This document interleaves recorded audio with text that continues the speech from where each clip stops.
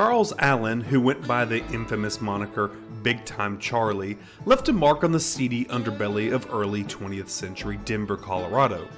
His arrival in 1916 marked the inception of one of the most sprawling and illicit prostitute enterprises the city had ever witnessed.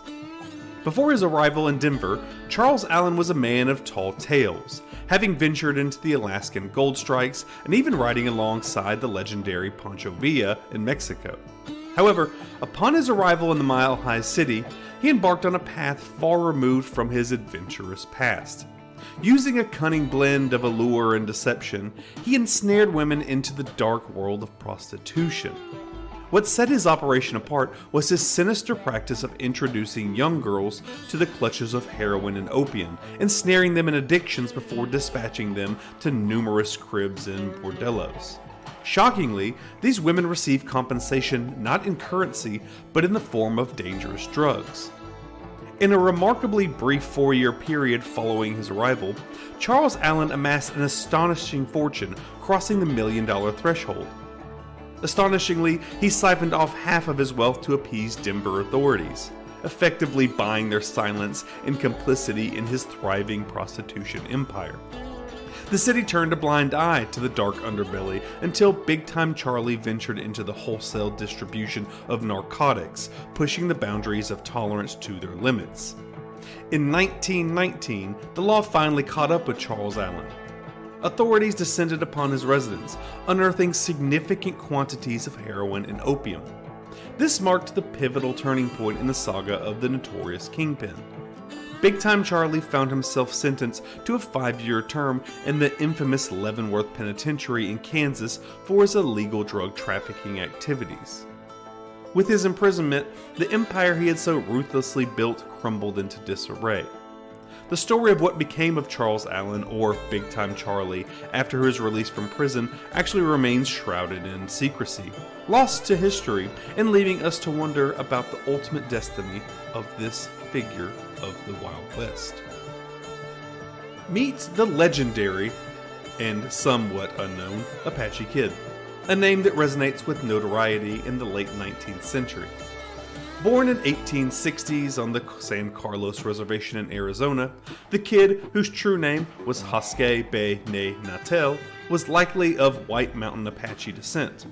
However, the citizens of Globe found his Native American name a bit challenging, so they simply called him the Kid. From a young age, he picked up English and took on various odd jobs in Globe, where he formed an unlikely friendship with the renowned scout, Al Sieber. During this era in the Southwest, settlers faced constant threats from marauding Apache bands. General George Crook devised a strategy to employ Apache scouts to track down hostile Apache groups. The Apache Kid joined the initiative in 1881, quickly proving his skills and earning a promotion to sergeant in July of 1882. The following year, he accompanied General George Crook on an expedition into the Sierra Madre. In 1885 to 1886, during the Geronimo Campaign, the Apache Kid found himself in Mexico with Sieber. When Sieber was called back to the U.S. in the fall, Kid followed, but then he re-enlisted for Mexican duty and headed back south, in the Mexican town of Hasabas. A drunken brawl nearly cost the Apache Kid his life, but a lenient judge fined him $20 instead of sentencing him to death by firing squad. The army sent him back to San Carlos. In May of 1887, the Apache Kid was left in charge of Indian scouts and guardhouse at San Carlos, while Captain Pierce and Al Sieber, his old friend, were away. During this time, a group of scouts decided to have an unlawful party, where they made like a fermented fruit corn beverage, essentially beer. Tragically, this event led to the death of Kid's father, a man named Togo de Chuz, who was killed by a man named Gonzizi. In retaliation, Kid's friends killed Gonzizi, and unsatisfied with the retribution, Kid went further and killed Gonzizi's brother. His brother's name is Rip. Upon returning to San Carlos on June 1st of 1887, the Apache Kid and other scouts were met by Captain Pierce and Al Sieber. When Pierce ordered the scouts to disarm, Kid was the first to comply. As they were being taken to the guardhouse, a shot rang out from the crowd that had gathered to witness the event. Chaos erupted, with shots fired indiscriminately. During this turmoil, the Apache Kid and several others managed to escape. Though it remains uncertain who fired the shot that hit Sieber is the one who was hit, it was for sure not the Apache Kid or the 4 scouts ordered in the guardhouse, as they had been disarmed. In response, the army quickly dispatched 2 troops of the 4th Cavalry to hunt down Kid and the other escapees. After 2 weeks of tracking along the San Carlos River, they located Kid and his group in the Rincon Mountains. The soldiers seized their horses and equipment, forcing the Apache to flee on foot into the rocky canyons. Kid communicated to General Miles that he and his group would surrender if the cavalry withdrew.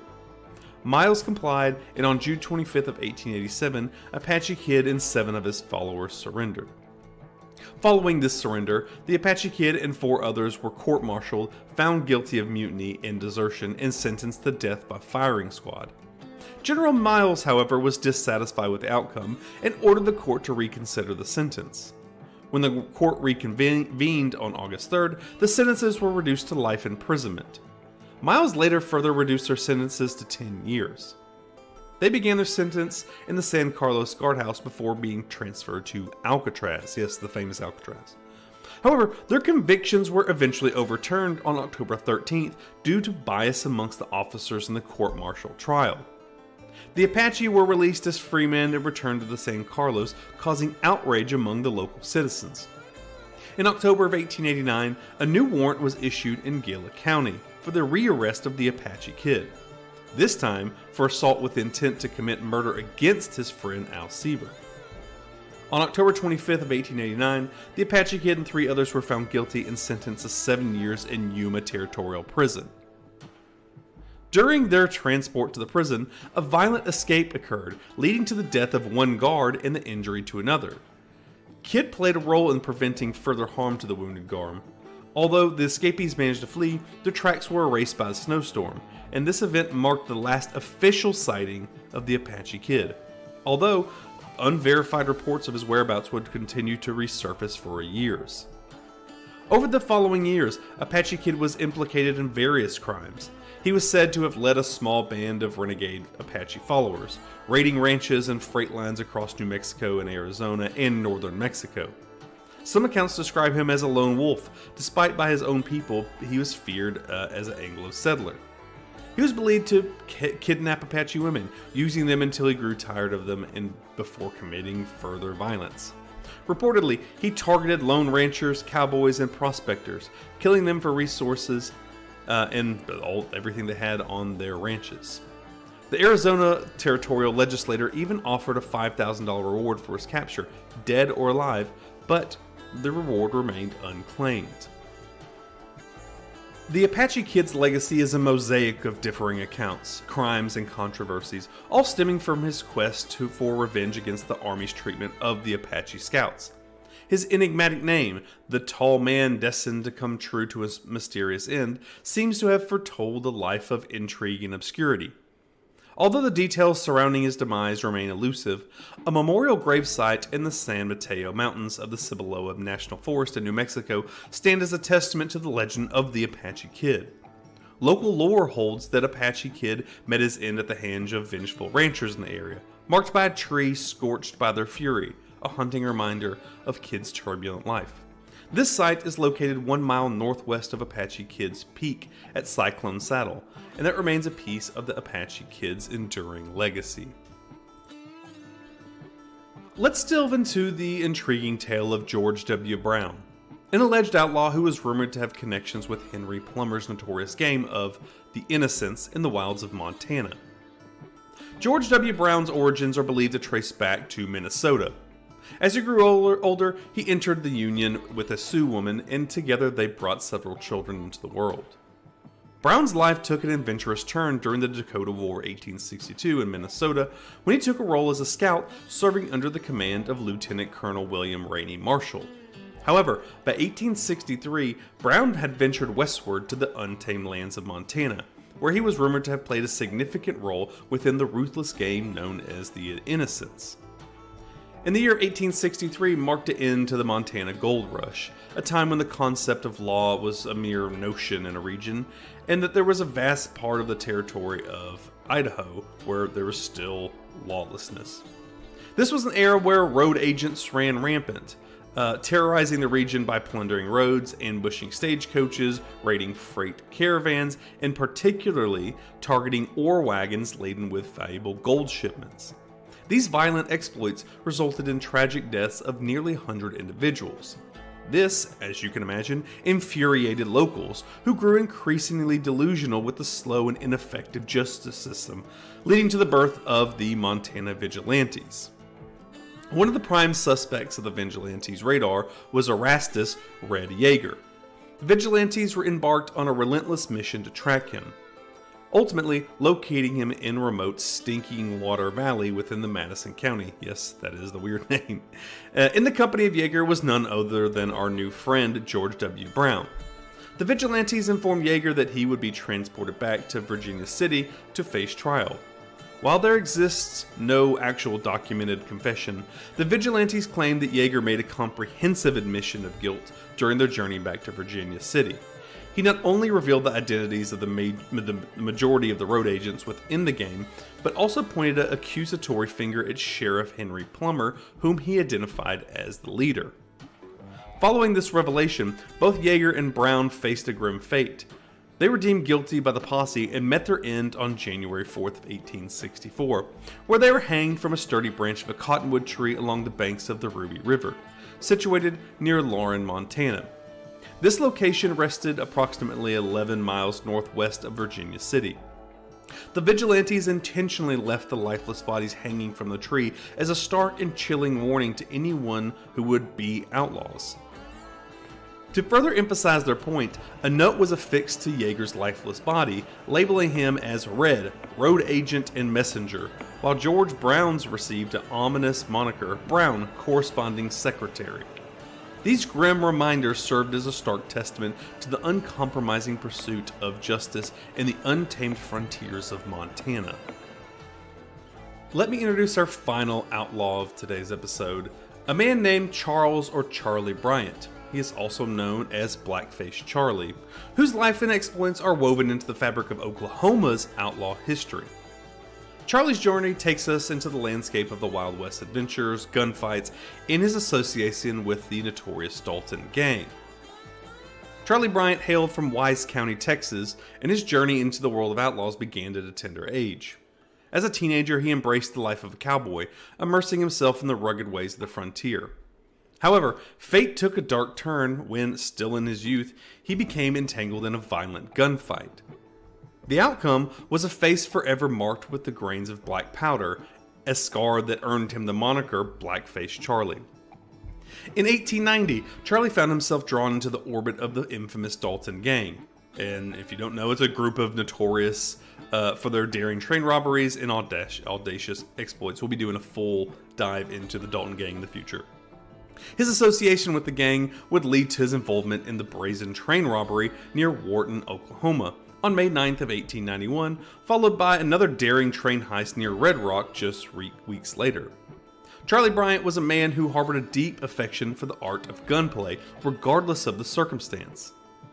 This affinity to trigger-happy behavior often led to the Daltons questioning his reliability. His quick impulse and trigger finger made him a formidable yet unpredictable member of the gang. So his first was, to quote the old movie with Will Smith, Wild West, we shoot first, ask questions later. That's kind of what I get from it. During a period when the gang camped near Buffalo Springs, Oklahoma, Charlie fell ill and his condition needed medical attention. He was transported to a doctor near Hennessy.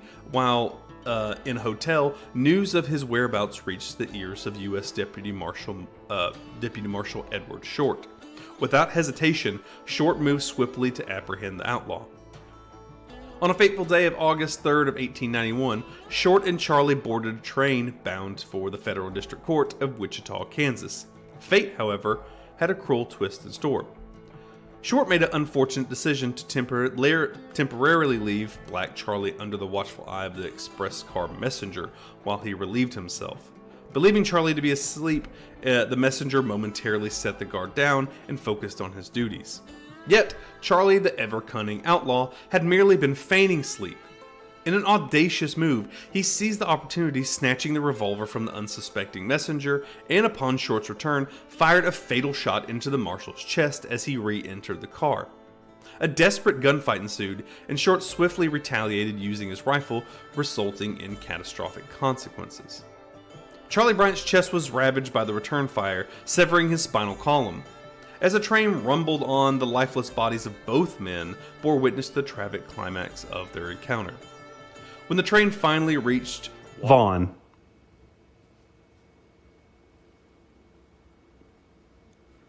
Hank Vaughn, also known as Henry Clay Vaughn, was an infamous gunslinger and outlaw based out of the Oregon Territory during the height of the Wild West time period.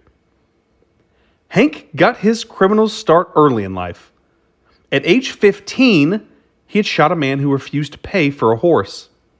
While on bail, Hank shot the man who filed the original complaint. Hank's family begged the judge to show mercy to their young son. The judge agreed, and he sent Hank to the army instead of prison. However, Hank was discharged after only 45 days. By the age of 18, Hank, along with a man named Dan Burns, had rustled some horses for the Umatilla Native Americans. This tribe was historically located in the north central part of Oregon. Sheriff Frank Maddock and his deputy O.J. Hart quickly pursued Hank and Dan Burns. The lawmen snuck up on the outlaws during the early hours of the morning, and a gunfight ensued. Both Dan Burns and Deputy O.J. Hart were killed in the gunfight. Hank Vaughn and Sheriff Maddock were wounded, but they did live. Hank Vaughn escaped for the time being, but was caught and given a life sentence in the new territorial prison of Salem. Hank Vaughn's story does not end here. His family again began to beg for leniency, and the Oregon governor pardoned Hank Vaughn in 1870. He continued his outlaw life even after being married in 1875. He was involved in a gunfight in Arizona where Hank was shot in the head but survived. He made his way back to Oregon in 1878 and remarried, and from there, he started rustling cattle with some Native Americans from the Umatilla Reservation. This caused anger to grow amongst the ranchers, and vigilantes had begun to form. This led to an altercation at the Till Glazes Saloon in Prineville, Oregon. A ranch boss named Charlie Long confronted Hank Vaughn, and Vaughn offered to buy Charlie Long a round of drinks. When Long refused, a gunfight broke out and both men were shot. Miraculously, both men survived. Vaughn continued cattle rustling and got into another altercation in 1886 with a man named Bill Falwell. Hank started shooting at Bill Falwell's feet, making him dance like you see in famous movies. In retaliation, Falwell shot Vaughn in the arm.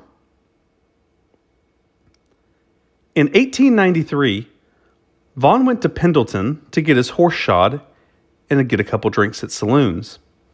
On his way out, his horse slipped in its gallop and crushed Hank. Hank's skull was fractured and he survived 2 weeks in a coma until he finally died on June 15th of 1893.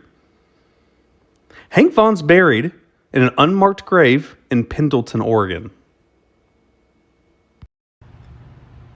Jim Miller.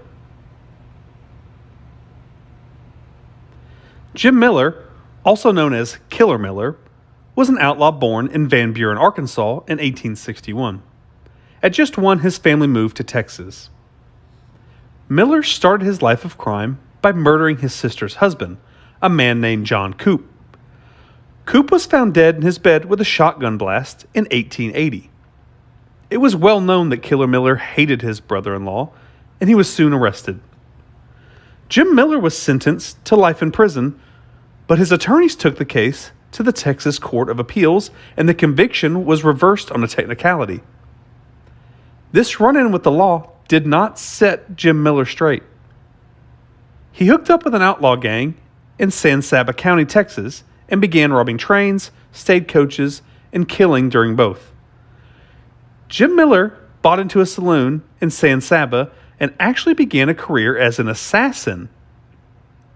His price varied between $150 to $2,000, and he earned a reputation for getting the job done quickly and efficiently.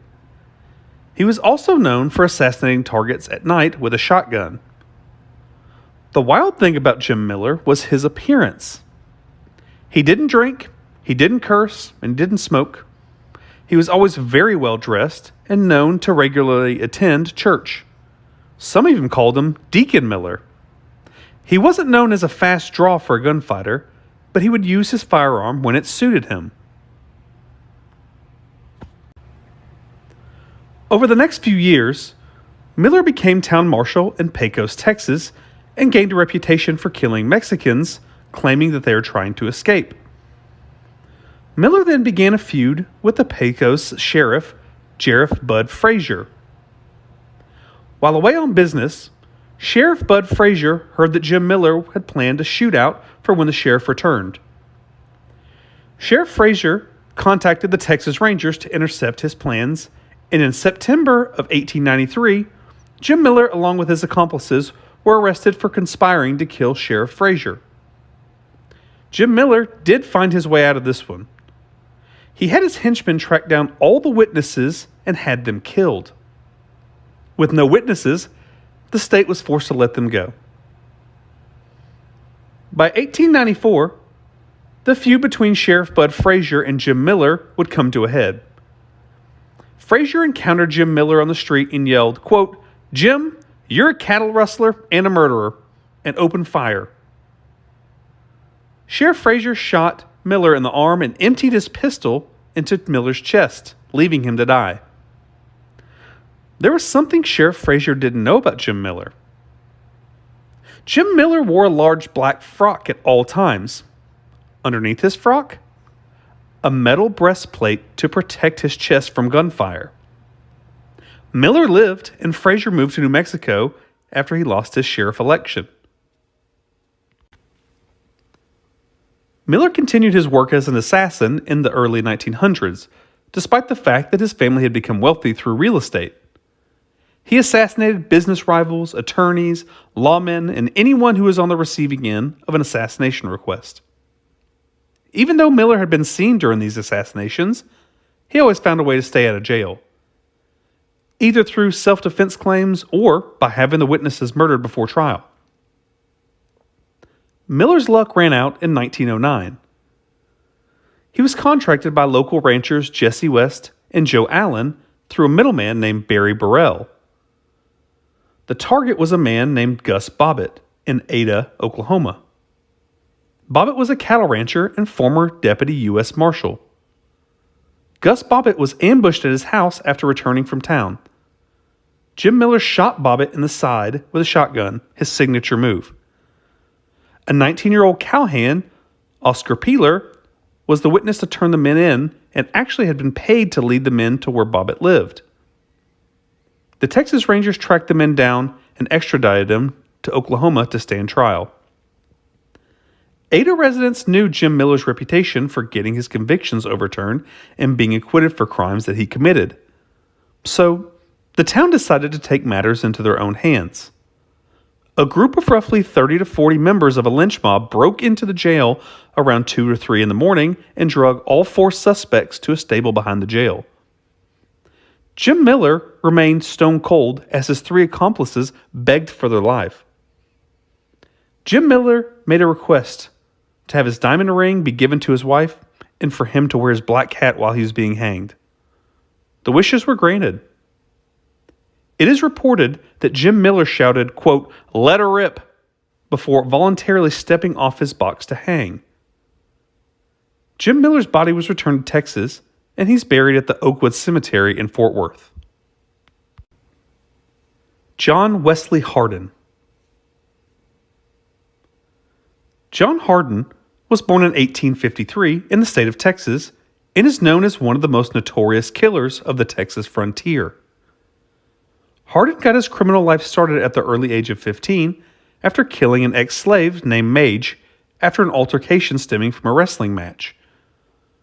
Knowing that Union soldiers would come looking for him, Hardin's dad sent him into hiding. The authorities finally discovered his hiding place, and 3 Union soldiers were sent to arrest him. John Hardin decided to confront his pursuers, saying the following, quote, "I waylaid them, as I had no mercy on men whom I knew only wanted to get my body to torture and kill. It was war to the knife for me, and I brought it on by opening the fight with a double-barrel shotgun and ended it with a cap and ball 6-shooter. Thus, it was by the fall of 1868 I had killed 4 men and myself wounded in the arm." End quote. Hardin became a fugitive after this encounter and made his way across Texas drinking, gambling, and killing. There's also a tale about his run-in with the famous Wild Bill in Abilene, Kansas. While on the run, an 18-year-old John Hardin, who was known as Little Arkansas in town, was in the Bull's Head Tavern for a drink. A man named Ben Thompson tried his best to get Hardin to confront Wild Bill over a dispute at Ben's saloon. Ben Thompson told Hardin, quote, "He's a damn Yankee, picks on rebels, especially Texans, to kill." John Hardin responded, "If Bill needs killing, why don't you kill him yourself?" This is where the story really sounds like legend. Wild Bill confronted Hardin for wearing guns on him in town. It violated town ordinance. Wild Bill ordered Hardin to hand his guns over, and Hardin surprisingly agreed. When Wild Bill went to grab the guns, which he was handed butt first, John Hardin flipped them around to where the barrel was now facing Wild Bill. Now, historians think this is an unlikely story, but I think this is what makes legends of these outlaws so fascinating. The confidence and bravado they exhibit their entire life makes this story believable. In 1872, John Hardin got involved in a Texas feud between the Sutton and Taylor families. Hardin himself decided to ally with the Taylor family, and even more death followed. While celebrating his 21st birthday in Comanche, Texas, Hardin spotted a beloved deputy sheriff named Charles Webb. Hardin asked the deputy if he was there to arrest him, which the deputy replied that he was not there for that. Hardin then invited the sheriff over for a drink, but when the deputy entered the hotel, Hardin and his accomplices opened fire and killed the deputy. This murder would not go unpunished. The governor of Texas, Richard B. Hubbard, offered a reward for Hardin's arrest. The Texas Rangers intercepted letters that Hardin was sending to family and found out that Hardin had fled to Florida after the murder of Charles Webb. In 1877, the Texas Rangers caught up to Hardin and placed him under arrest. They were only able to subdue him after Hardin's Colt 44 pistol was caught in his suspenders. Hardin was tried for the killing of Charles Webb and sentenced to 25 years in prison in the town of Huntsville, Texas. While in prison, Hardin began to study theology and wrote an autobiography, which is said to be wildly exaggerated. In 1894, Hardin was released from prison after serving 17 years of his 25-year sentence. He moved to Gonzales, Texas, and passed the state bar exam and obtained his license to practice law.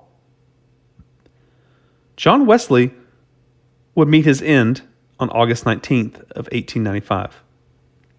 John Wesley Hardin had gotten into an altercation with an El Paso lawman named John Selman Jr. after the lawman arrested one of Hardin's acquaintances. John Selman's father, Constable John Selman Sr., himself a notorious gunman and former outlaw, had a heated exchange with John Wesley Hardin. That evening, Hardin was playing dice at Acme Saloon, where he said his last words, quote, 4 6s to beat. Shortly after, Selman Sr. shot Hardin in the back of the head. Selman was acquitted, but later died in a shootout. Hardin was said to have 27 confirmed kills, while he claimed to have 42 before his death. John Wesley Hardin is buried in El Paso. Dallas Stoudemire. Dallas Stoudemire was born in Alabama in 1845 and was a famed lawman and gunfighter who served his early years in the Confederate Army. Dallas was discharged when officers learned that he was only 15 when he enlisted in the Army, and his huge height allowed him to pass for an older man. He was wounded multiple times during the war and is recorded to be 6'4" by the end of the Civil War. After that war, Dallas went west and served 3 years with the Texas Rangers. He was known to be well-dressed and a gentleman around women, but when he drank, he was known as being extremely dangerous. His life after the Texas Rangers is undocumented until around 1878. It's believed he was living in Mexico because of his ability to speak Spanish so well. Dallas resurfaces as town marshal in New Mexico until his brother-in-law told him that they need help in El Paso because of how lawless the town had become. They wanted a lawman that had a, quote, rough reputation. Dallas traveled to El Paso, Texas, and within 3 days of his arrival, he was involved in arguably the most famous gunfight in Wild West history. This dispute is named, quote, 4 dead in 5 seconds gunfight. The gunfight was so famous that it made it to newspapers in San Francisco and New York. 75 heavily armed Mexican cowboys came looking for 2 younger cowboys who had been missing along with 30 cattle. They approached the county constable, Gus Crimcaw, and asked him to lead them to a possible location. Gus agreed and led them to a ranch owned by a man named Johnny Hale. There, they found the bodies of the missing cowboys, and 2 cattle rustlers named Peeler and Stevenson were arrested after bragging about the killings. John Hale, the man who owned the ranch, and his friend George Campbell became angry that Gus Crimcaw had been the interpreter between the Mexican posse and the judge in El Paso. Later that day, the constable went into Keating's saloon and ran into George Campbell and a heavily intoxicated John Hale. An argument began, and John Hale grabbed a gun from George Campbell and shot Constable Gus. Hale took off running after realizing what he had done and ran right into Dallas Stoudemire. Dallas shot wildly, and a bullet hit an innocent Mexican bystander. When Hale peeked from behind the post he was hiding behind, Dallas Stoudemire shot him between the eyes. Seeing Hale go down, George Campbell threw his hands up and saying, quote, "Gentlemen, this is not my fight." The wounded Constable Crimcaw disagreed and shot George Campbell in the wrist and the toe, and at the same time, Dallas Stoudemire spun around and shot Campbell in the stomach 3 times. When everything settled, John Hale, George Campbell, and Constable Crimcaw, along with the innocent bystander, were dead.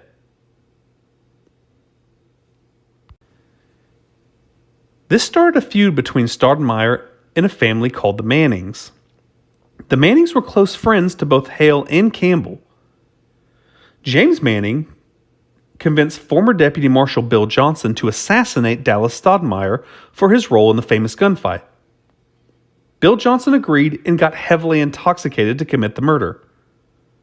Bill Johnson heard Dallas Stoudemire from his hiding place, but in his drunken stupor, tripped backward, causing his shotgun to fire into the air. Dallas saw this and shot Bill Johnson 8 times, killing the man. The feud would end with a win for the Mannings. The following year, Doc Manning, James Manning, and Frank Manning confronted Dallas in a saloon to make, quote, a peace treaty. Temper started to flare after Dallas began mocking the Mannings. Guns were drawn, and James Manning came up from behind Dallas Stoudemire and shot him behind the left ear, killing him instantly. Doc Manning started to beat Dallas over the head after he was killed with his own gun. Dallas Stoudemire's body was shipped back to Columbus, Texas, with all expenses paid by the Masonic Lodge. He is buried in the Arlington Cemetery in Colorado County, Texas. Dallas Stoudemire is known as the man who tamed El Paso, Texas. Commodore Perry Owens. Commodore Perry Owens was born in Tennessee and was named after the great naval commander Commodore Perry, who found his success over the British in the War of 1812. His family moved to Indiana but by 13, Owens ran away from home to head west. He got his start hunting buffalo for the railroad and became an incredible shot. He was able to fire his rifle accurately from the hip and could fire pistols incredibly accurate in both hands. In 1881, at the age of 28, Owens moved to Navajo Springs, Arizona, which is present-day Holbrook. There are myths about Commodore Perry Owens and his encounters with the local Navajo. Owens allegedly killed 2 Navajo warriors and earned the name Iron Man. He was arrested by a U.S. Indian agent for the murder of a young Navajo boy, but Owens claimed that the boy was trying to rustle horses and was acquitted of murder by an Apache County jury. In 1886, Owens won the sheriff's office after earning the support of the Apache County Stockgrowers Association, along with the Mormon and Mexican population living in the area. Owens was responsible for 21,177 square miles of territory. One of the newspapers said, quote, "Mr. Owens is a quiet, unassuming man, strictly honorable and upright in his dealings with all men, and is immensely popular." Owens had the jail cleaned up and accounted for public funds down to the postage stamps that he used. Commodore Perry Owens is most famous for the Owens-Blevins shootout. Sometimes it's called the Holbrook shootout. A man named Andy Cooper, whose real name was Blevins, he changed it because he was wanted in Texas, was accused of running a gang of horse thieves in northern Arizona. The pressure was on the sheriff to handle Andy Cooper and his gang of thieves. On September 4th of 1887, Sheriff Owens rode into town to serve a warrant for Cooper's arrest. Commodore Owens saw Andy Cooper and his brother John Blevins ride up to their house in Holbrook. Commodore Perry Owens knocked on the door and told the two that he had a warrant for Andy Cooper. Cooper refused to go, and Commodore Perry Owens shot him with his Winchester. Owens then stepped off the front porch and shot John Blevins in the shoulder. A man named Moss Roberts sprung from the house to engage Commodore, but Commodore opened fire on Moss Roberts. After 10 seconds, the 15-year-old Sam Blevins rushed out of the door with Andy Cooper's pistol in his hand before Commodore Perry shot him dead in front of the young boy's own mother. Commodore Perry Owens calmly saddled his horse and rode off. The young Sam Blevins died immediately, while Cooper and Roberts died later. John Blevins was wounded, but survived and convicted of assault with intent to murder Commodore Owens. The gunfight was not a popular one in town, and Owens did not seek re-election for sheriff after that. Commodore Perry Owens died at the age of 66 in 1919 from brain disease. It is said that he saw the ghost of the men he killed before his death. Harry Tracy. Harry Tracy was born in 1874 in Wisconsin and fell into a life of crime by rustling cattle. He killed Deputy Sheriff Arlie Grimes and 2 other men before hooking up with the famous outlaw Butch Cassidy and his gang, the Wild Bunch. In 1898, the gang killed a boy named William Strong during a robbery and was then heavily pursued by a posse. One of the posse, Valentine Hoy, was killed, and Harry Tracy was arrested along with 3 other men. Harry Tracy escaped jail in Aspen, Colorado by almost killing a guard with a lead pipe. Harry Tracy made his way up to Portland, Oregon to continue his life of crime with a man named Dave Merrill. Both of these men were arrested in February of 1899, and Harry Tracy was sentenced to 20 years in the Salem, Oregon Penitentiary. In 1902, Harry Tracy and Dave Merrill escaped prison with the help of a female accomplice. Tracy and Merrill killed 3 men in their escape as well. Later that month, Harry Tracy killed his partner Dave Merrill for becoming weak in the state of Washington. Harry Tracy made his way up to the Seattle area and killed Detective Charles Raymond and Deputy John Williams on July 3rd. Harry Tracy was on the run again and was cornered in the ranch in Creston, Washington on August 6th. Harry Tracy killed 2 posse members and was then shot in the leg during the fight. With no way out of the gunfight, Harry Tracy turned the gun on himself and ended his own crime spree. The Seattle Times wrote about him on July 3rd of 1902, saying, quote, "In all the criminal lore of the country, there is no record equal to that of Harry Tracy for cold-blooded nerve, desperation, and thirst for crime. Jesse James, compared with Tracy, is a Sunday school teacher."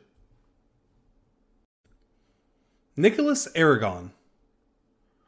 Aragon is an outlaw that shows up on our Wild West radar with arguably the most famous outlaw of all time, Billy the Kid. Newspapers from the time called Aragon an old-time killer with over a dozen victims. Information about Aragon is pretty limited, but I did find a newspaper article that gives us a glimpse into the outlaw's life. This newspaper is from 1885, and I read, quote,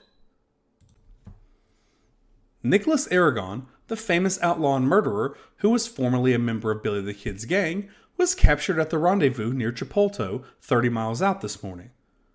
Deputy Sheriffs John Hurley and James Brent, both of Lincoln County, have been watching and following Aragon for some time, but until the middle or latter part of last week, they did not succeed in cornering their man. But at last, they traced him to the rendezvous and surrounded the premise, thereby cutting off his escape, at the same time keeping at a respectable distance to avoid being killed by the desperate man. 2 Mexican women were in the adobe hut at the time, but upon awakening to the pending danger, Aragon advised them to surrender, which they did. They informed the officers that he was well armed and well supplied with ammunition and plenty to drink and eat and would never surrender. Deputy John Hurley of Fort Stanton mounted the roof of the hut, and while he was digging a hole in which to deposit fire to smoke out the desperado, he was shot and killed instantly by the man within. The others of the posse succeeded in placing fire on the roof, but it was too wet to burn.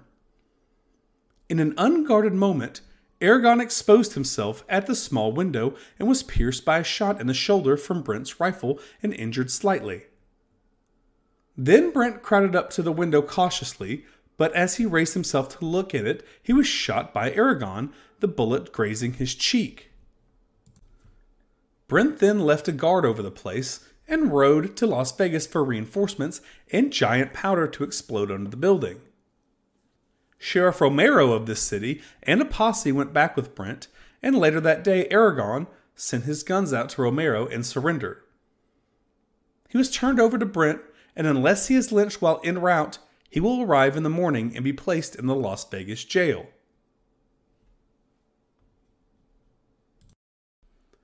Robert Clay Allison.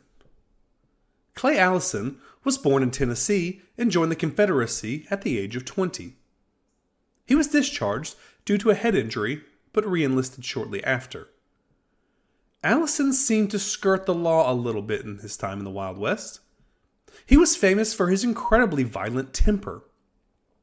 He would lead lynch mobs and vigilantes during his time as a rancher in Cimarron, New Mexico, and in the Panhandle of Texas.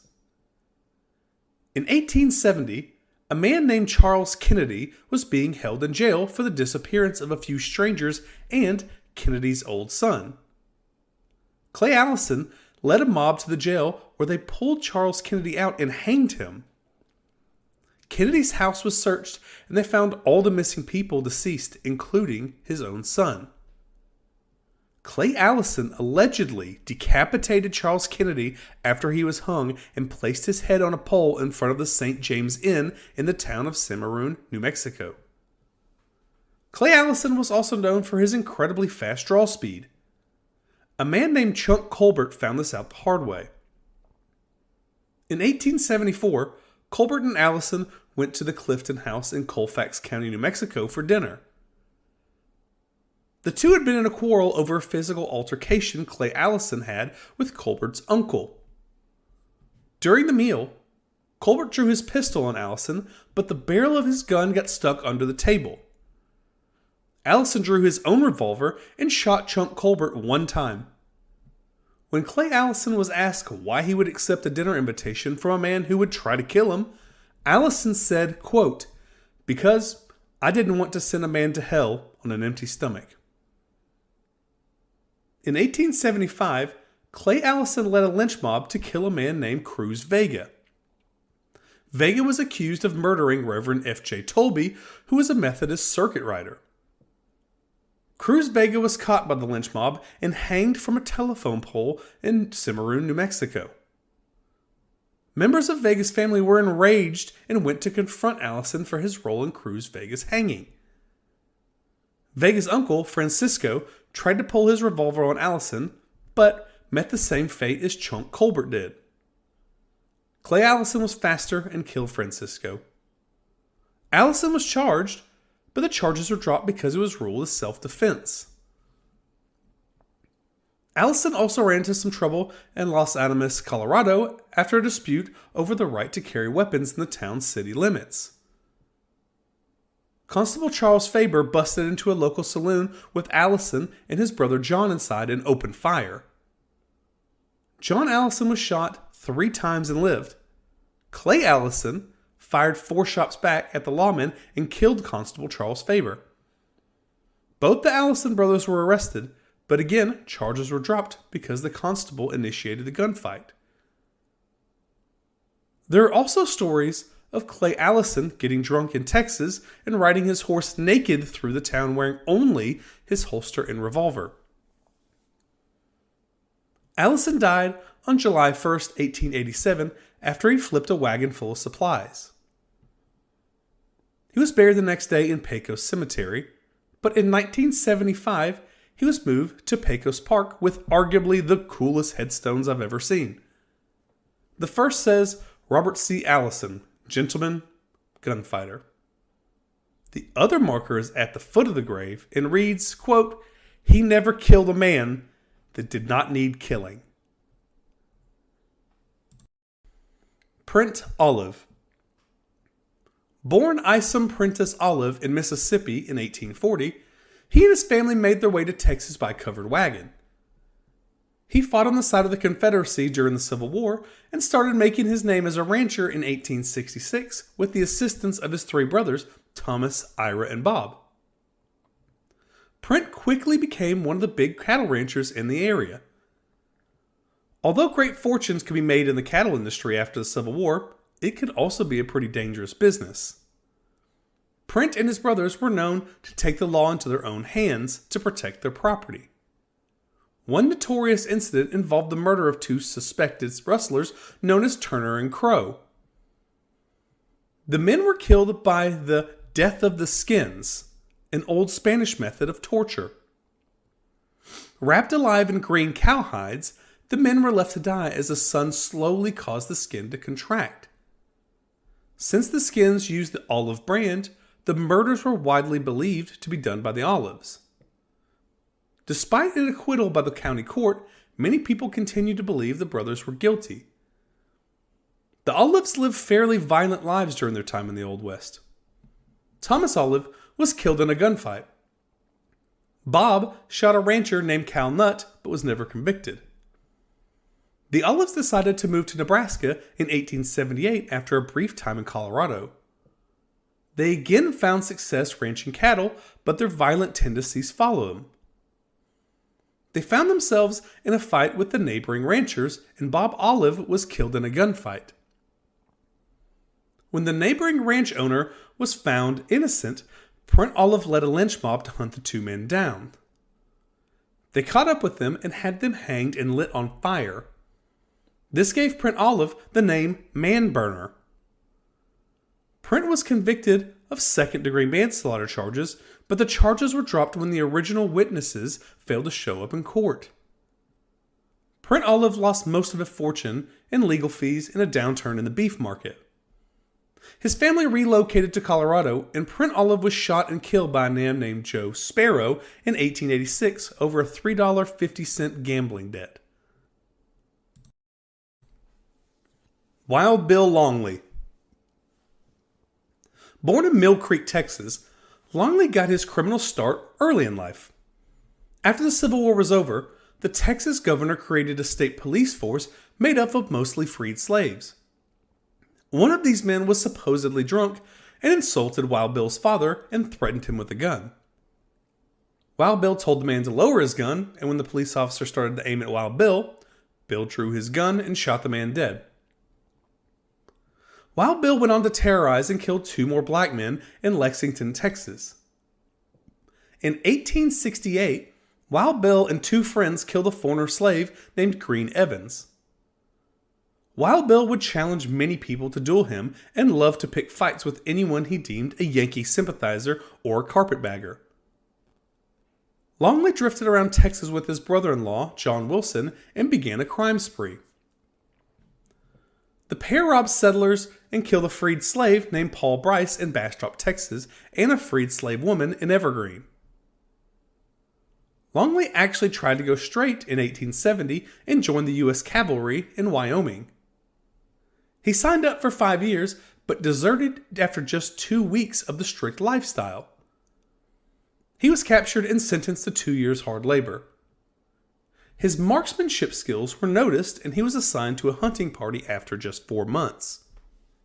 But he deserted again in 1872 and made his way back down to Texas in 1873. He killed another freed slave in Bastrop and was actually arrested for a huge reward on his head. It's not 100% clear, but it is thought that someone bribed the sheriff and Longley was released. In 1875, Longley actually killed his childhood friend, Wilson Anderson, with a shotgun. Longley's uncle allegedly instigated the killing for the revenge of his own son. Longley fled and ended up killing a hunting buddy of his named George Thomas after a fistfight. By 1876, Wild Bill had killed another outlaw named Loud Schroyer. Even more attention had been placed on Wild Bill, and he fled to East Texas where he became a sharecropper for a preacher. His violent past would not elude him. The preacher's nephew had shown affection for a young woman that Wild Bill had his eyes on. Longley beat up the preacher's nephew and was arrested and jailed. Wild Bill Longley escaped jail and rode straight to the preacher's farm and found the preacher milking a cow. He walked up and shot the preacher dead with a shotgun. This is documented as the last man killed by Wild Bill Longley. Wild Bill fled to Louisiana, but the law finally caught up with him. He was captured in DeSoto Parish, Louisiana, to stand trial for the death of his childhood friend, Will Anderson. He was found guilty and sentenced to death by hanging. Wild Bill wrote letters asking for leniency, even using our old friend John Wesley Hardin's sentence of 25 years in prison as proof that his sentence was too harsh. On October 11th of 1878, the 27-year-old Wild Bill Longley stepped onto the gallows, even making a joke about the boards that needed to be repaired. 4,000 people showed up in Giddings, Texas to watch Wild Bill. His last words were, quote, "I deserve this. It is a debt I have owed for a wild and reckless life. So long, everybody." To everyone's surprise, the hangman cut the rope too long, and Wild Bill Longley's feet could barely touch the ground. The guards and the sheriff had to run underneath the gallows to hold Longley's feet off the ground so he could be hanged. It is said that it took Wild Bill Longley 11 and a half minutes to be pronounced dead. He's buried in the Giddings Cemetery in Giddings, Texas. He was a notorious and merciless murderer who left a trail of death across the American frontier. As a Confederate guerrilla during the Civil War, he refused to abandon his violent ways after the war's end. Instead, he targeted Reconstructionists, killed former slaves, and spread terror through Texas and Arkansas for a span of 4 years. Born on June 22nd of 1835 in Weakley County, Tennessee, to John and Elizabeth Baker, Cullen actually grew up in Clarksville, Arkansas after his family relocated there. A few years later, they settled in Davis County, Texas, where Cullen's father obtained a land grant of 640 acres. Despite this, the family remained impoverished, and Cullen, often teased at school for his humble attire, developed his fighting spirit. He acquired an old pistol and a rusty but functional rifle, honing his skills with these weapons until he became highly proficient. At the age of 15, Cullen had his first taste of whiskey, which fueled his quick temper and led him to provoke fights with boys and men who crossed his path. Spending much of his time in saloons, he gained a reputation as a belligerent, quarrelsome, and mean-spirited individual. During a brawl, he was struck unconscious by Morgan Culp, who had hit him in the head with a tomahawk. Although this incident momentarily subdued his temper, it did not last. In January of 1854, still sporting a bandage on his head, Baker married 17-year-old Martha Jane Petty and settled into a seemingly quiet life as a farmer. However, just 8 months later, he reverted to his old ways. One night, fueled by alcohol, he engaged in a verbal altercation with a young man named Stallcup. Enraged, Baker lashed out and nearly beat Stallcup to death with a whip. As a result, Baker was charged with the crime and sought retribution by shooting one of the witnesses, a man named Wesley Bailey, in both of his legs with a shotgun, leaving him wounded outside of his home. Bailey succumbed to his injuries just a few days later. Fearing arrest for murder, Baker fled to Perry County, Arkansas, seeking refuge from his uncle, Thomas Young, where he stayed for nearly 2 years. During his time in Arkansas, Baker fatally stabbed a man named Wortham during an argument about horses in 1856. He then returned to Texas, but learned that he was still wanted for murder of Bailey. Meanwhile, his wife Martha gave birth to a daughter named Louisa Jane on May 24th of 1857. Baker briefly returned to Texas to retrieve his wife and child, but never saw his daughter again. Tragedy struck when Martha died on July 2nd of 1860, plunging Baker into grief. However, his sorrow didn't prevent him from proposing to Martha's 16-year-old sister, Belle Foster, just 2 months later. Belle rejected his advances and married another man, a man named Thomas Orr, a school teacher and political activist. Baker began harassing Orr, attempting to start fights, assaulting him with a tree limb, and even verbally abusing him in front of his students. As Reconstruction commenced in Arkansas and Texas, Baker developed a deep disdain for the changes taking place. Partnering with outlaw Lee Rames, Baker formed a gang based in the treacherous Sulphur River bottoms near Bright Star, Arkansas. Engaging in robbery and murder, the gang claimed lives of at least 30 individuals, showing no mercy regardless of their allegiance. They often ambushed and shot victims in the back or outnumbered them.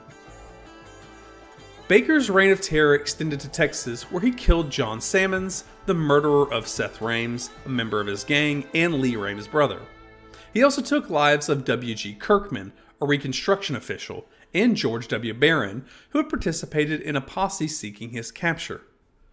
The gang continued their lawless spree into Queen City, Texas, and Texarkana, Arkansas, right there on the border of Texas and Arkansas, hence the name Texarkana. On June 1st of 1867, Baker visited Cass County, Texas, where he entered the Rowden General Store, absconded with items, and refused to pay. The store's owner, John Rowden, confronted Baker at his house, demanding payment while armed with a shotgun. Baker promised to return and settle the debt, but on June 5th, he instead killed Rowden. Fleeing back to Arkansas, Baker encountered a Union sergeant at a ferry and recognized him and shot and killed the officer. Although a private managed to escape and report the murder, Union forces relentlessly pursued Baker. On July 25th of 1867, an argument broke out between Baker and several Union soldiers near New Boston, Texas, escalating into a violent gunfight. Baker sustained an arm injury, but succeeded in killing Army Private Albert E. Titus. This act resulted in a $1,000 reward for his capture, dead or alive. In December of 1867, Baker joined forces with a group planning a raid on Howell Smith's farm in Bright Star, Arkansas. Smith had recently hired freed slaves, which incited Baker and his cohorts.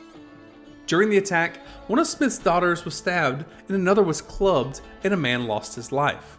However, Smith fought back, triggering a shootout that left several raiders injured, including Baker, who suffered a gunshot wound to the leg.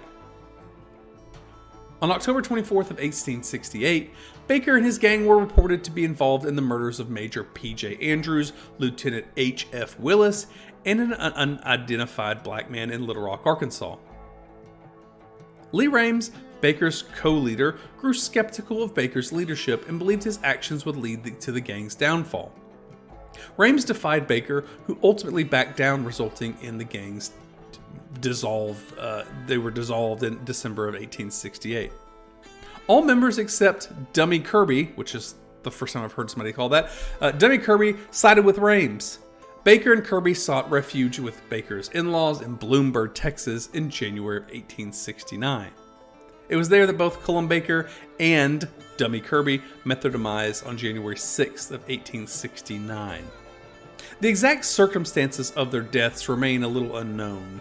According to one account, Baker's father-in-law and his acquaintances laced a bottle of whiskey and some of the food with poison, causing both the men to die.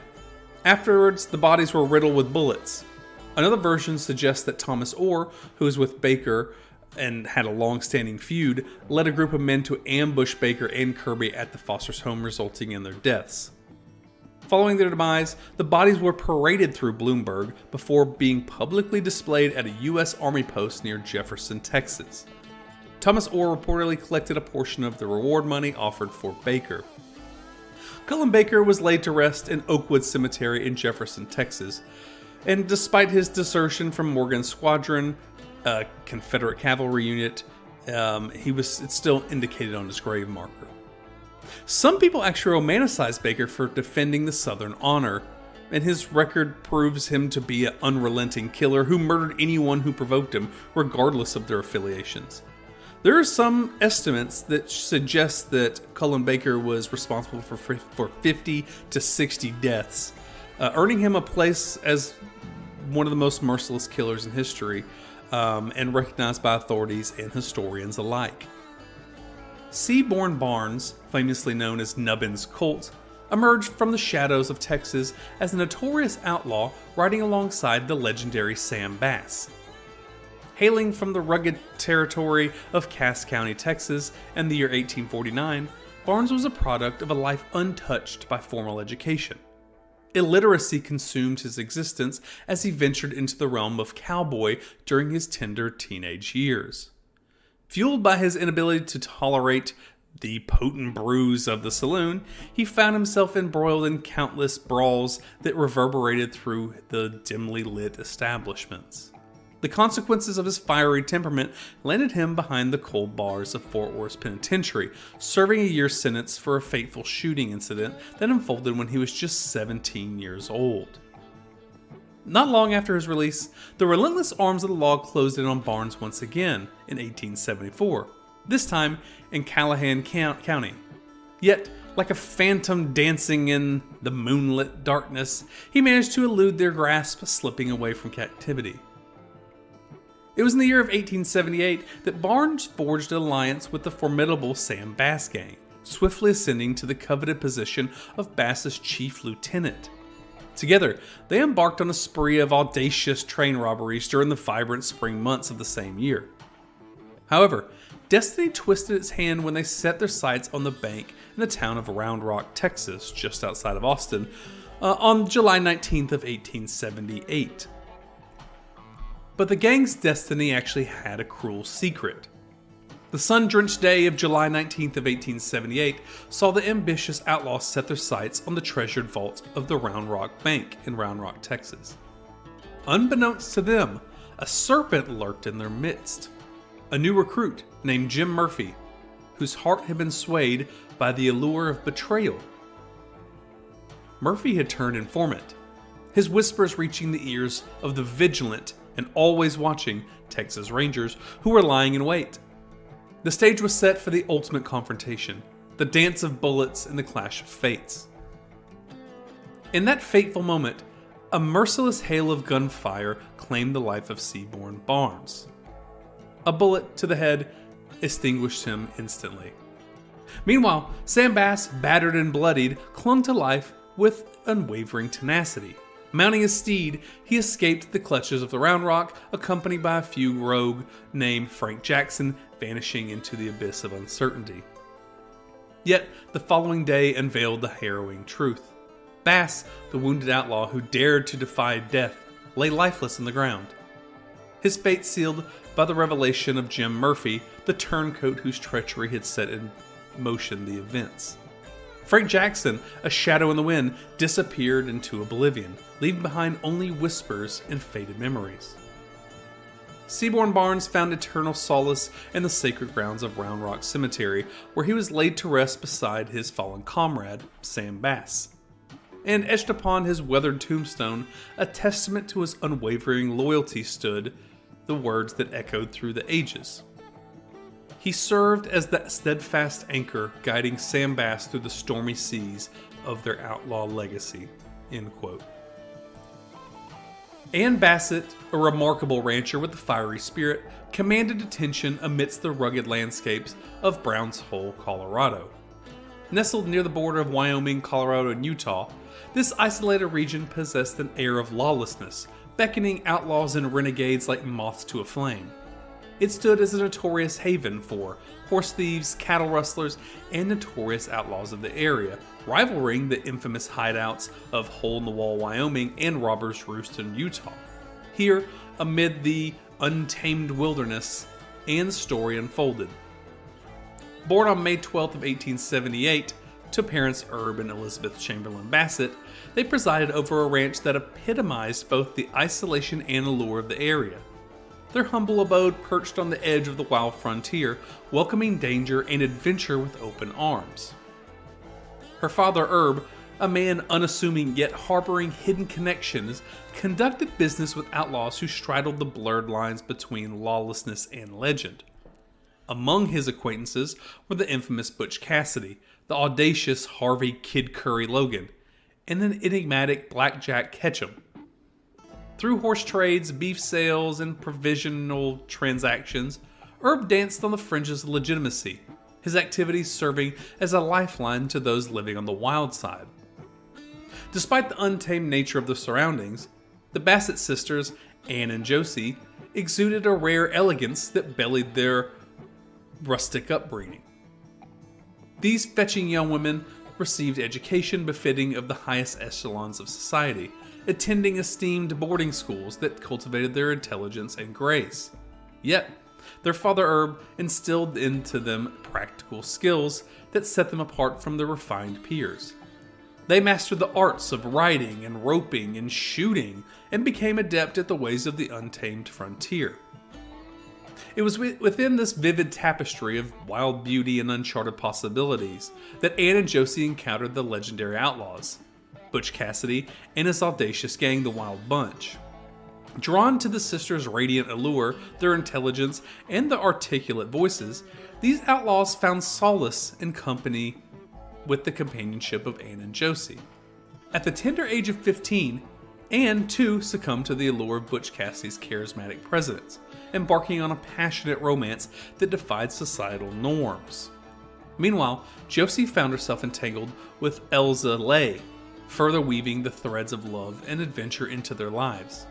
Even the outlaws Ben Kilpatrick and Will News Carver, later infamous members of the Wild Bunch gang, courted the captivating Bassett sisters, drawn by their irresistible charm.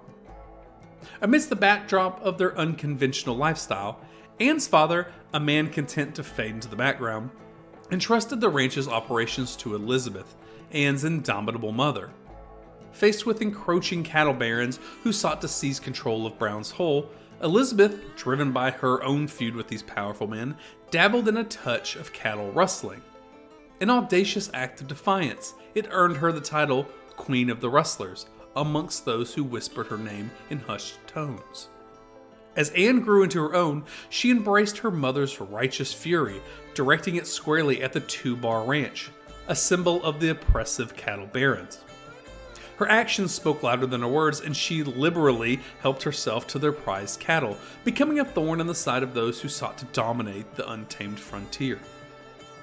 Whispers and accusations painted a darker portrait of Ann in her mother's defiance. Rumors swirled that they sent Two-Bar cattle hurtling off treacherous cliffs in an act of spiteful revenge. These tales reached the ears of the cattle barons, their wrath demanding action. It was then that they employed the services of Tom Horn, a man who possessed a reputation as formidable as the mountains that cradle Brown's Hole. Tasked with infiltrating this wild domain, Horn set forth on a mission to silence the defiant voices that refused to yield. When Matt Rush, Isom Dart, and other ranchers stood their ground, their resolve unyielding, Horn resorted to violence. His bullets felled those who dared challenge his authority, their lives cut short amid the echoing canyons and vast expanse of Brown's Hole. In a twist of fate, Ann's path veered towards marriage with H. Bernard, the manager of Two Bar Ranch, sparking a storm of controversy. Their union ignited a powder keg of tension, resulting in Bernard's swift dismissal from his post. For 6 years, their relationship stood as a testament to the complexities of love amid the wild frontier. Yet, Ann's spirit remained untamed, her rebellious nature compelling her to snatch cattle from the very ranch she had married into, a defiant act that would forever etch her name into the annals of infamy. When she faced trial for her audacity, the courtroom drama unfolded, gripping the hearts and minds of all who witnessed it. Ultimately, Anne emerged from the crucible of justice, acquitted and unscathed, her resilience an enduring testament to her indomitable spirit. In 1928, Anne embarked on a new chapter of her life, bidding farewell to the rugged landscapes that had shaped her existence. She wed a man named Frank Willis, who brought stability and a sense of settling to her tumultuous journey. Together, they brought solace in a small town nestled in the southwestern reaches of Utah, where the vast horizons whispered a quieter existence. There, Anne found respite from her windswept drama of her youth, cultivating a peaceful existence that would carry her through the twilight of her life. Though some sought to intertwine her story with that of Etta Place, an elusive figure of the Wild West, historians have largely dismissed such claims, allowing Anne Bassett to etch her name as a singular force in the annals of frontier history. And so at the age of 78, Anne departed this world, leaving behind a legacy that would forever illuminate the untamed spirit that thrived within the heart of the American West. Isaac Ike Black, a notorious outlaw, wreaked havoc in the territories of Kansas and Oklahoma during the late 19th century. Initially, Black's criminal exploits began with cattle theft in Kansas, which eventually led to his incarceration in the Kansas Penitentiary. Upon his release, he sought refuge in Oklahoma, where fate brought him together with another wanted outlaw named Zip Wyatt. Wyatt had a criminal record for injuring 2 individuals in Oklahoma and murdering Deputy Sheriff Andrew Balfour in Kansas. United with their shared fugitive status, Black and Wyatt formed an audacious gang that embarked on a spree of robberies throughout the region. One notable incident occurred in November of 1893, when they successfully looted the Hightower store and post office in Arapahoe, Oklahoma. To evade capture, Black and Wyatt sought refuge in the treacherous Gypsum Hills, where their wives admirably supported them by providing food and supplies. As their criminal activities escalated, they became prime suspects in nearly every crime committed within the territory, promptly intensifying a manhunt by the lawmen of the area. Rumors circulated that Ike Black and Zip Wyatt had aligned themselves with the infamous Doolin Dalton gang, allegedly taking part in the daring Rock Island train robbery in Dover, Oklahoma on April 3rd of 1895. However, there's no concrete evidence that was ever confirmed this claim. On June 3rd of 1895, an outlaw gang, potentially including Black and Wyatt, targeted the store and post office in Fairview, Oklahoma, ransacking the premise and making off with valuables, goods, and 3 horses. U.S. Deputy Marshal Gus Hadwinger and J.K. Reynolds, Woods County Sheriff Clay McGrath, and Deputy Marion Hildreth promptly gave chase, eventually cornering the gang in a concealed cave near the county line. A fierce gunfight ensued, resulting in Black sustaining a foot injury and Wyatt being shot in the left arm. Despite their injuries, the outlaws managed to elude capture. The relentless pursuit continued, with the number of lawmen seeking them growing to nearly 200 people. On July 26 of 1895, Black and Wyatt targeted the Oxley post office and store in Oklahoma. Their ill-fated heist yielded a meager loot of $35 and some supplies. However, their identities were recognized during the robbery, prompting a posse to form and pursue them the next day. Tracked to a location near Salt Creek, approximately 6 miles northwest of Oxley, the outlaws found themselves in yet another firefight. Black suffered a flesh wound to the head, but both men miraculously managed to escape. Their horses had fled during the chaos, leaving them stranded on foot. Desperate means for an escape were needed. Black and Wyatt reached a farm 5 miles west of Okeene, Oklahoma. Not sure if I said that right. Okeene, Oklahoma, where they absconded with horses and a cart. Another posse, led by Robert Callison, the former constable of Forest Township, was assembled determined to bring the outlaws to justice. The pursuit led them to a canyon on July 28th, where gunfire erupted once again, resulting in Frank Pope, a member of the posse, being shot in the leg. Despite the exchange of bullets, Black and Wyatt again narrowly eluded escape. The original posse joined forces with another from Alva, Oklahoma, led by Deputy Sheriff Marion Hildreth, who continued the relentless pursuit southeast. Eventually, Black and Wyatt sought refuge in a makeshift shack located approximately 4 miles east of Cantonment, which is present-day Canton. On August 1st of 1895, when the posse finally closed in on them, a violent confrontation ensued. Tragically, Isaac Black was fatally shot in the head and succumbed to his injuries. Wyatt, although wounded in the left side of the chest, managed to evade capture temporarily before being apprehended a few days later. U.S. deputies, sheriffs Marion Hildreth and J.W. Meare transported Black's lifeless body in a horse-drawn wagon to Alva for burial. All that remained on his person were modest belongings, his photograph of his wife, Belle, $1.50 in silver coins, and copies of 2 ballads. Isaac Black laid to rest in an unadorned pauper's grave at the Alva Municipal Cemetery, and he was buried at the county's expense. Charles E. Bowles, commonly known as Black Bart, was a captivating American outlaw who etched his name into the history books with the poetic messages he left behind during his daring robberies. His magnetic personality earned him the nickname Charlie amongst his companions, and he was sometimes known as Charles or C.E. With an air of elegance and sophistication, he embodied the essence of a gentleman bandit, becoming a legendary figure notorious for his exploits in Northern California and Southern Oregon during the 1870s and 1880s. Charles was born in England, and at the age of 2, they made the move from England to Jefferson County, New York to settle their family in America.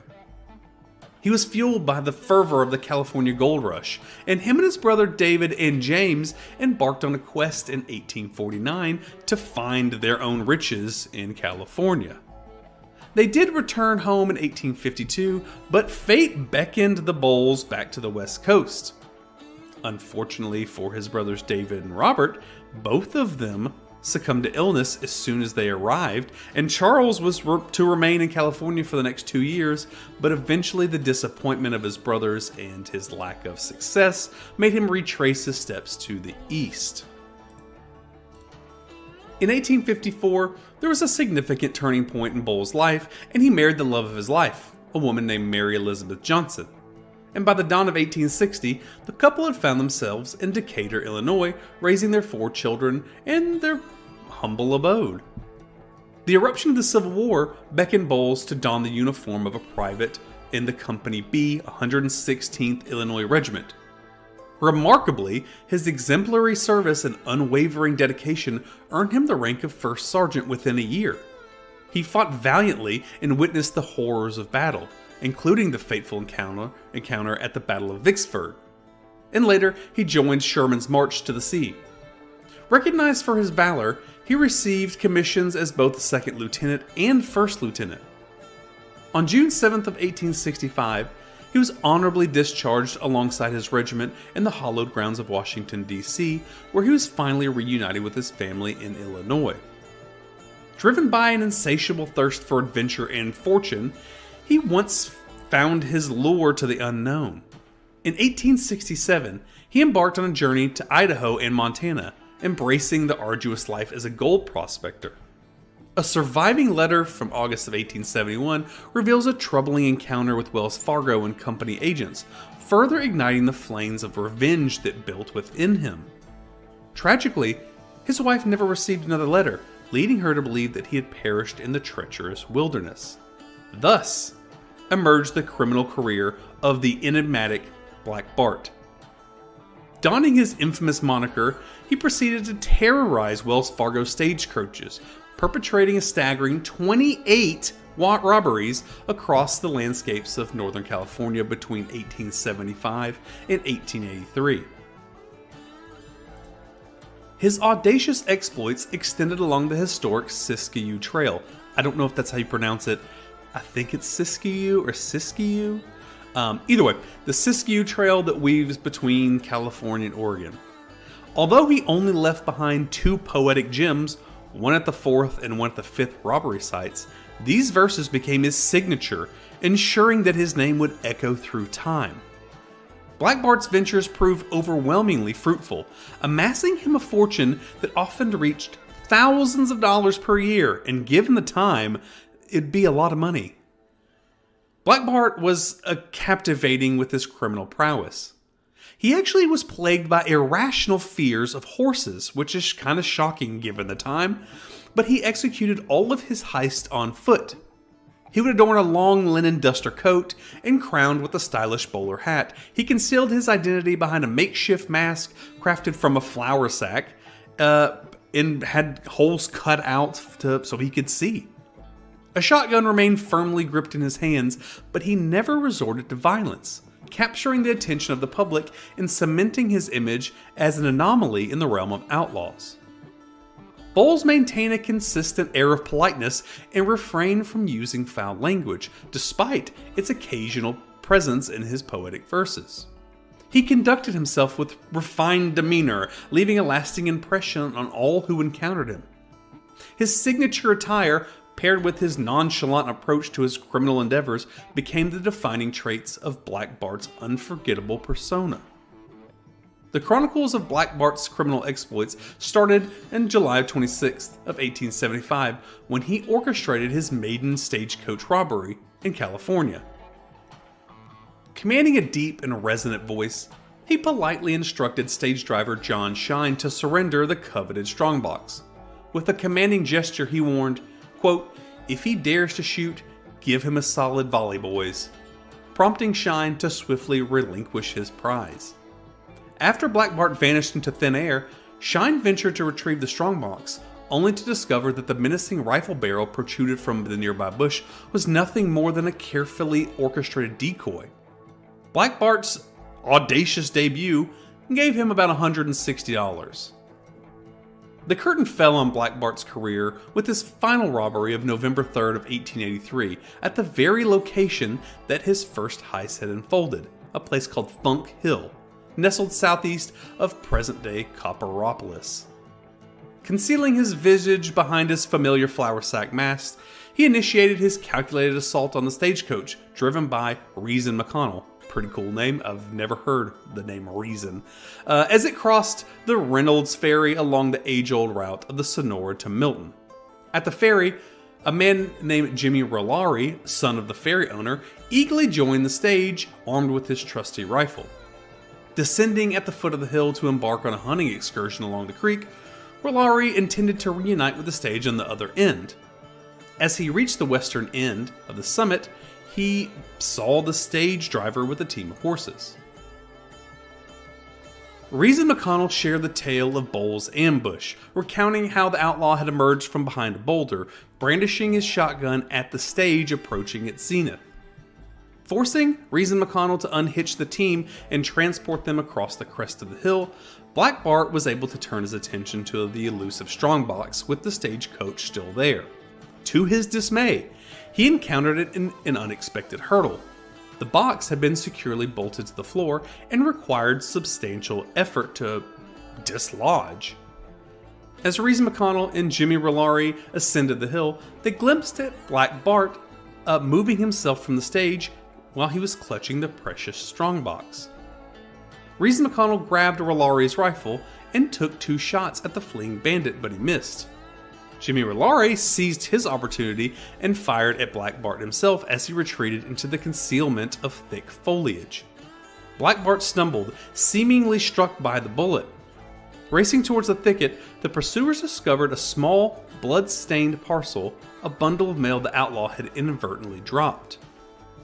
Wounded in the hand, Black Bart continued his desperate flight until he reached a quarter-mile mark where he succumbed to exhaustion. Grasping a tattered handkerchief, he staunchly wrapped it around his hand to curb the bleeding.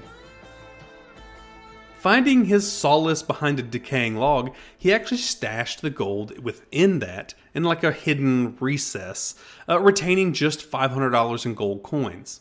Concealing his shotgun within the hollow of a mighty tree, he abandoned all other remnants of his criminal past and vanished into the abyss. In a manuscript scribed by the driver, Maurice McConnell, nearly 2 decades after the heist, he claimed to have discharged all 4 rounds at Black Bart.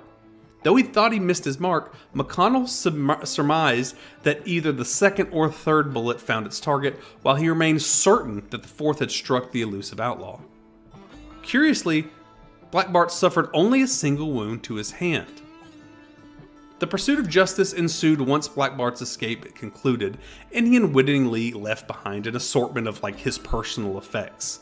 Among them were his eyeglasses, remnants of his meal, a handkerchief adorned with the laundry mark FX07. Wells Fargo detectives James B. Hume and Harry N. Morse embarked on a quest, meticulously visiting nearly 90 laundries throughout San Francisco in search of the origins of the mysterious mark. The tenacity of their search landed them to Ferguson and Biggs' California Laundry on Bush Street, where they unearthed a vital clue. Ownership of the handkerchief belonged to a resident of a modest boarding house. Unraveling it further, detectives unveiled a portrait of Black Bart as a self-proclaimed mining engineer, frequently embarking on, quote, business trips, his thefts, the business trips, that conveniently coincided with Wells Fargo's ill-fated encounters. Initially denying any association with Black Bart, Charles Bowles eventually admitted to his involvement in multiple stagecoach robberies. However, he only confessed to crimes committed before 1879. And he believed that the statute of limitations had lapsed for his earlier crimes. When formally booked, he identified himself as T.Z. Spaulding, but the authorities stumbled upon a Bible, a cherished gift from his wife inscribed with his true name. The police painted Bowles as, quote, a person of great endurance, who exhibited genuine wit under the most trying circumstances and was extremely proper and polite in behavior. Ultimately, Black Bart faced justice and received 6-year sentence in San Quentin prison for the final robbery. However, his exemplary conduct during his prison sentence earned him an early release after just 4 years, in January of 1888. His time behind bars had taken a visible toll on his well-being, marked by visible aging, failing eyesight, and partial deafness in one ear. Reporters besieged him upon his liberation, inquiring if he had harbored intentions of resuming his criminal exploits. With a disarming smile, he responded, quote, no, gentlemen, I'm through with crime. I didn't do a British accent, but I just figured I'd try to smart it up a little bit. Bowles, on his release, never returned to his wife, although he did maintain a correspondence with her. In one of his letters, he expressed weariness from the constant surveillance of Wells Fargo, a sense of demoralization, and an ardent desire to escape the shackles of society. In February of 1888, Bowles abruptly just vanished, bidding farewell to the Nevada house and slipping into the realm of obscurity. Hume, the person who helped investigate him from Wells Fargo, claimed that Wells Fargo had traced him to the Visalia House hotel in Visalia, but the hotel owner attested that the figure's check-in was just kind of a disappearance. The sighting of Black Bart on February 28th of 1888 marked the final trace of the notorious outlaw. His ultimate fate and the circumstances of his later life are a mystery, and we do not know what happened to him when he left that hotel. The legend of Black Bart endures as an embodiment of the extraordinary and inexplicable things that happened in the Wild West. A gentleman bandit who adorned the pages of history with poetic verse, he captured the imagination of the public, and he carved his place in the annals of outlaw lore. The tale of Black Bart serves as a testament to the allure of the Wild West, where figures like him roamed the untamed frontier, defying conventions and leaving behind a legacy that continues to captivate generations of fans, including pretty much everybody on this channel. Before we end this episode, please don't leave, because I am going to read the poems that he left that are authenticated to be Black Bart's poems he left at his robberies. This first one was found at the scene August 3rd of 1877 during a stage holdup from Point Arena to Duncan's Mills, California. This is the following poem. Quote, "I've labored long and hard for bread, for honor and for riches.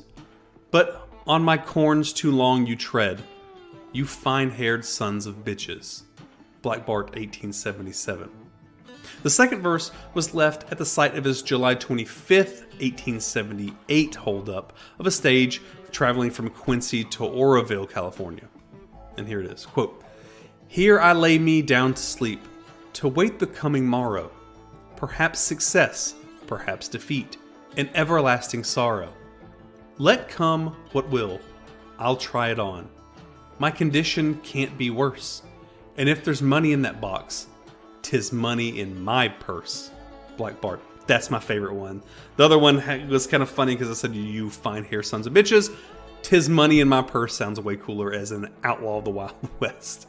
I hope you really enjoyed this one. I didn't know about this outlaw. One of our listeners sent this one, that I should be researching this one. So I hope you enjoyed this one, and we'll see you on the next episode. Thanks, y'all.